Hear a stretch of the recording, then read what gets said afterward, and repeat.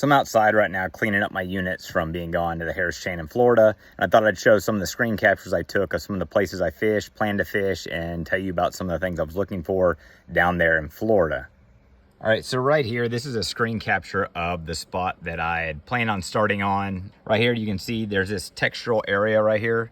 And a lot of times people think that, hey, I need to find like bright spots for hard bottom, but a lot of times texture tells me more about what's actually there. As you can see, these are probably some sort of like, readier shell cracker beds. You see the hard bottom right there that indicates that there's going to be shell there or possibly rock. But again, when you drag your bait, you're going to feel that crunchiness on the bottom. But that's where I started on day 1 and day 2. Caught most of my fish there. So here's another example of some of these shell cracker beds.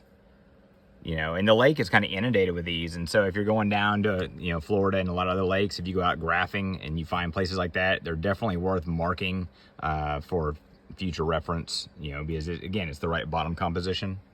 So again, right here, there's another rough patch right here. There's some scattered, brush and trash mixed in. You could drag a worm on that stuff and get bit, crank it at different times.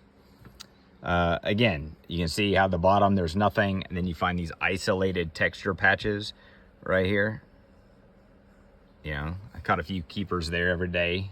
Didn't catch any big ones there. All right, right here, these are different scattered grass clumps. You can see there's really not a whole lot to it.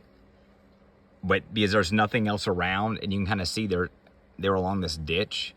I caught a few decent fish here in practice.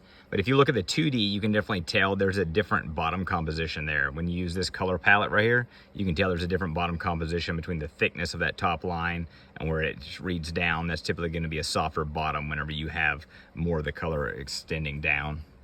All right, this spot right here I thought was really going to be juice. I caught a 4-pounder here in practice. This was actually going down a grass line edge, like a semi-grass edge, and I caught one there just kind of going down that edge, and I wondered why it was good. So I went back through there a little bit later, and I side scanned through it, and as you can see, there's this underwater point right here that's got grass. You can see there's some hard patches mixed into the grass, and actually came out and made a distinct point.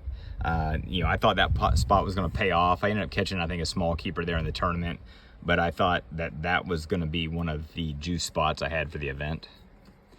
Again, some more shell cracker beds right here.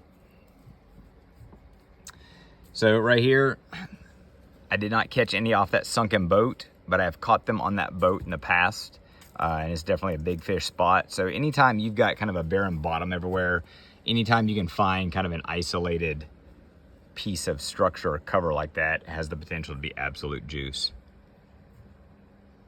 Again, one more isolated rough patch out in the middle of nowhere. So again, these are just little islands that, and you have a whole lot of bottom that's rough, or there's a lot of structure or cover out there, it dilutes the fish. So anytime you can find just little isolated patches like that, that has the potential to be really good on tournament day. A couple times I found different schools. Like there was a school of fish right here, ended up being little ones, but you can see them off the side imaging there.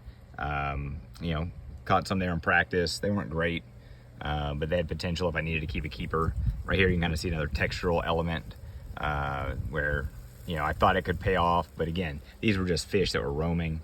And again, same deal right here. There was a school up here that I found out in open water. And, you can't really bank on those a lot of times unless you just plan on graphing out in the tournament and just covering a lot of water.